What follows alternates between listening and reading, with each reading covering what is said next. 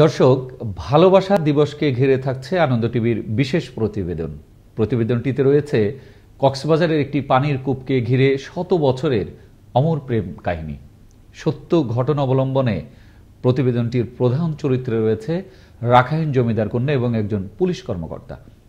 কক্সবাজার থেকে এসতে ফারুকের বিশেষ প্রতিবেদনে থাকছে বিস্তারিত।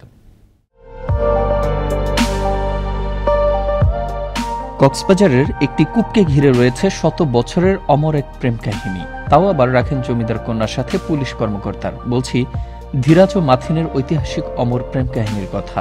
বিংশ শতাব্দীর প্রথম দিকের ঘটনা। কলকাতার সুদর্শন পুলিশ কর্মকর্তা ধীরাজ ভট্টাচার্য টেকনাফ থানায় আসেন বদলি হয়ে। সে সময় একমাত্র বিশুদ্ধ পানির কূপ ছিল এটি। নিত্যভরে কলসি নিয়ে সখীদের সঙ্গে এখানেই পানি নিতে আসতেন এক কিন্নর কণ্ঠী তরুণী।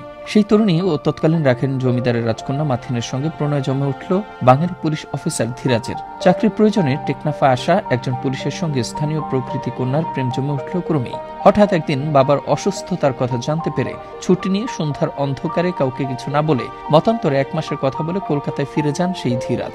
পরে আর চাকরিতে যোগ দেননি এই পুলিশ কর্মকর্তা, তাই মাথিনের কাছেও আর ফিরে আসা হয়নি তার। এদিকে মাথিনও তাকে ছাড়া জলখাবার মুখে তুলবেন না বলে প্রতিজ্ঞা করেন। এক পর্যায়ে অনাহারে বিরহ যাপন করতে করতেই শেষ নিঃশ্বাস ত্যাগ করেন তিনি। প্রেমের কারণে জীর্ণ শীর্ণ হয়ে পৃথিবী ত্যাগ করলেন জমিদার কন্যা। 1930 সালে লাহোরের ইউনিক পাবলিকেশনস থেকে আত্মজীবনীমূলক গ্রন্থ যখন পুলিশ ছিলাম প্রকাশ করেন ধীরাজ ভট্টাচার্য, তখন এই গ্রন্থে ধীরাজ মাথিনের ঐতিহাসিক এই প্রেমের কাহিনী ফুটে ওঠে। সেই থেকে ধীরে ধীরে এই টেকনাফের কূপটি মানুষের নজরে আসতে শুরু করে। পরবর্তীতে টেকনাফ থানা কম্পাউন্ডে অবস্থিত কূপটি সংরক্ষণ করা হয়। কূপের চারপাশে ফলগাছ ও বৃক্ষরাজি দিয়ে সাজিয়ে তোলা হয়।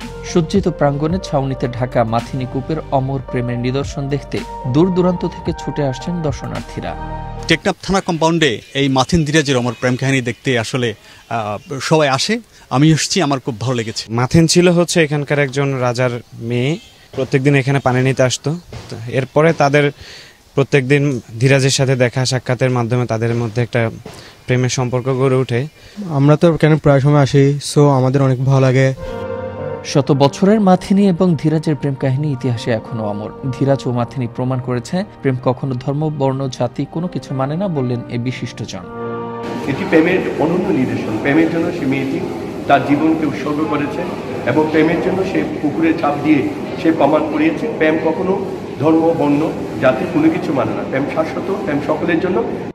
এই ভালোবাসার কূপটি নান্দনিকভাবে তৈরি করতে পারলে পর্যটন শিল্পের আরও উন্নয়ন হবে। মানুষে মানুষের ভালোবাসা একটা নবদিগন্ত সৃষ্টি হবে বলে মনে করেন এই কবি। মাথিনের এই ভালোবাসার কূপটিকে যদি আমরা আরো নান্দনিকভাবে তৈরি করতে পারি, আমাদের পর্যটন শিল্পের আরো উন্নয়ন হবে। ভালোবাসার অমর কৃতিত্ব রচিত করে মাথিন প্রমাণ করেছেন ভালোবাসা শাশ্বত, ভালোবাসা সকলের জন্য। ভালোবাসা জীবন্ত, যা আছে এবং চিরকাল থাকবে।